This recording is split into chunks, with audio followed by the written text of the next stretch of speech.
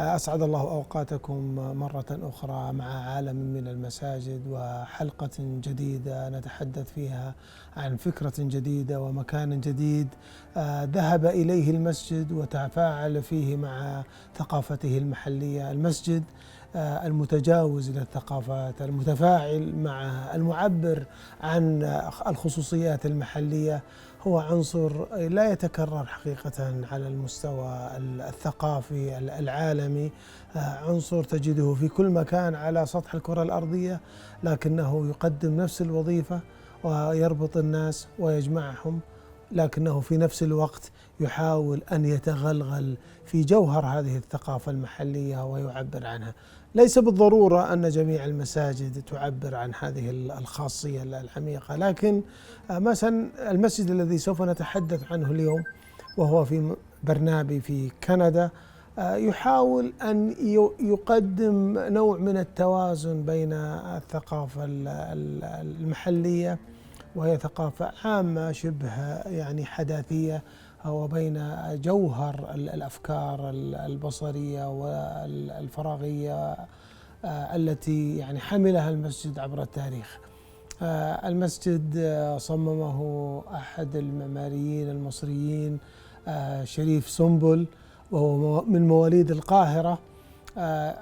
تخرج من جامعة أوريغون في العمارة عام 91، وبدأ ممارسته للعمارة منذ ذلك التاريخ حتى سنة 97 عندما أسس مكتبه المعماري الذي قام بتصميم هذا المشروع.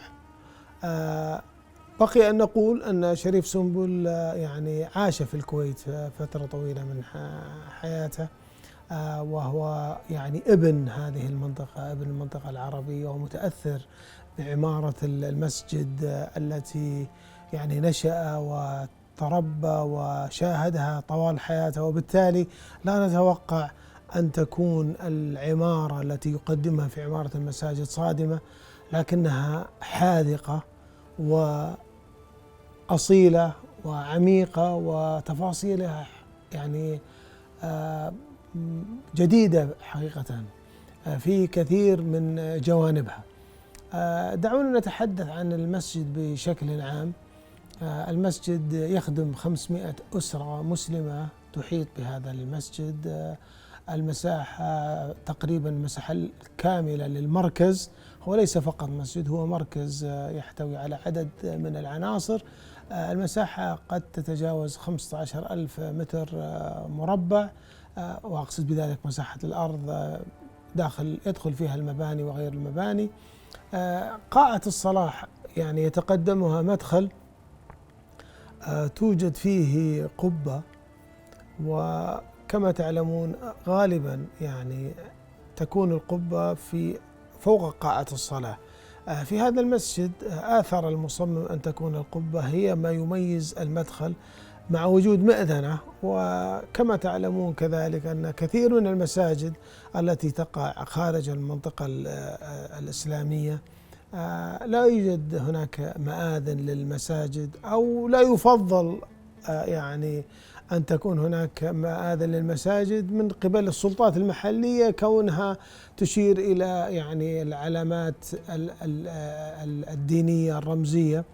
لكن في هذا المسجد وفي كثير طبعا من المساجد حول العالم يوجد مآذن، سواء في مناطق إسلامية وغير إسلامية، لكن يبدو أن هناك في توجهات حول المأذنة. وربما سمع منكم أو كثير منكم يعني اللغط والجدل الذي دار حول منع يعني السلطات السويسرية لبناء المآذن مع المساجد التي تبنى في سويسرا، وبصرف النظر عن وجود مأذنة أو عدم وجود مأذنة، أنا في اعتقادي أن المعماري يجب أن يبحث عن حلول. قد تكون الحلول المستقبلية لا تتطلب وجود مآذن، لكن هناك حلول ذكية، كما يعني شاهدنا في المركز الأسترالي في يعني أستراليا. هناك يعني محاولة ذكية جدا للاستعاضة عن المأذنة بوجود جدار مرتفع يشير إلى المأذنة.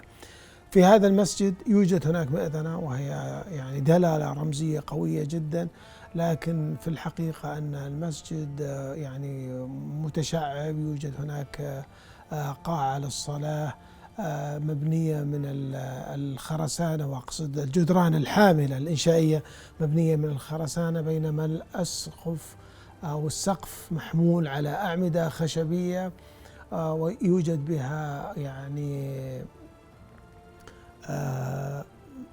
مطلات للإضاءة أو سكايلايت، فتحات للإضاءة تنير قاعة الصلاة إنارة كاملة، لكنها في نفس الوقت هي يعني هناك تعبير رمزي حسب قول المعماري أن هذا التعبير الرمزي هو محاولة ربط قاعة الصلاة بالسماء أو بالجنة يعني في كثير من الأحيان.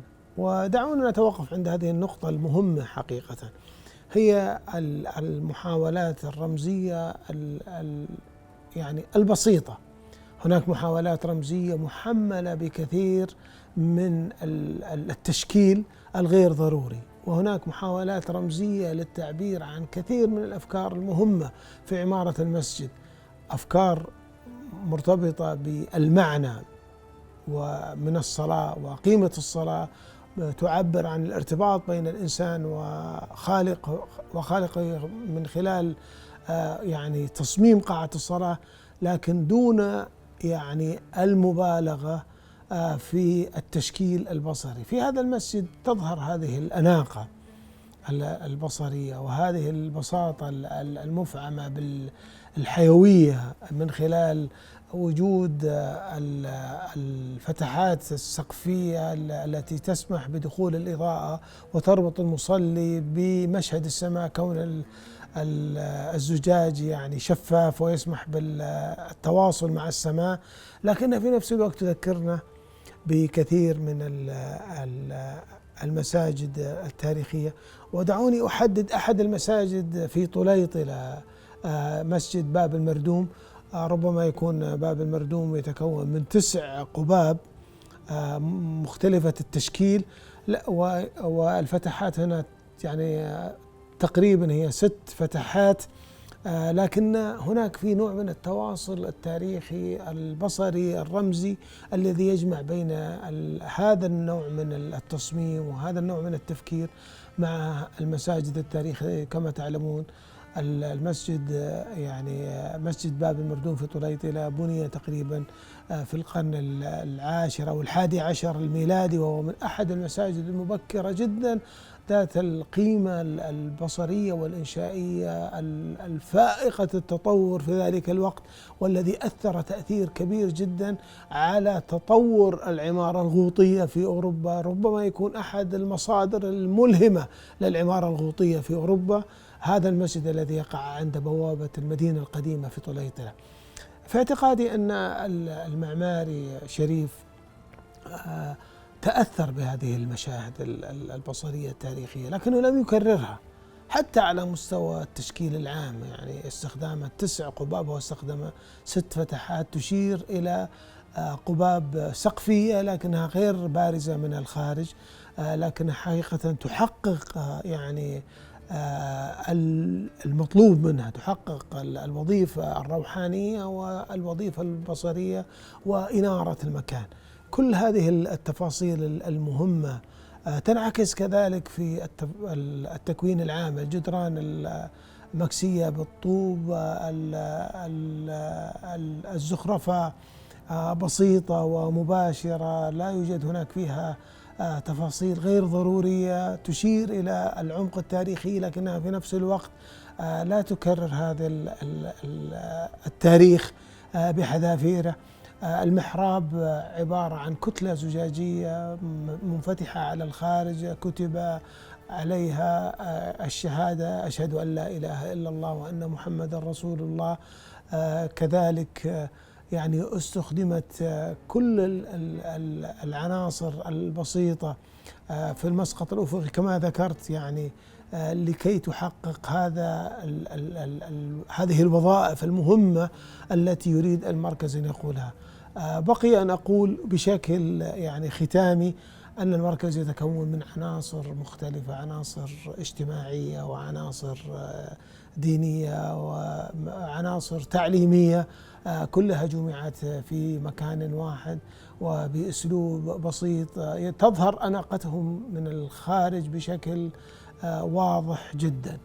ألتقي معكم إن شاء الله تعالى في حلقة أخرى من عالم من المساجد مع فكرة جديدة بإذن الله تعالى.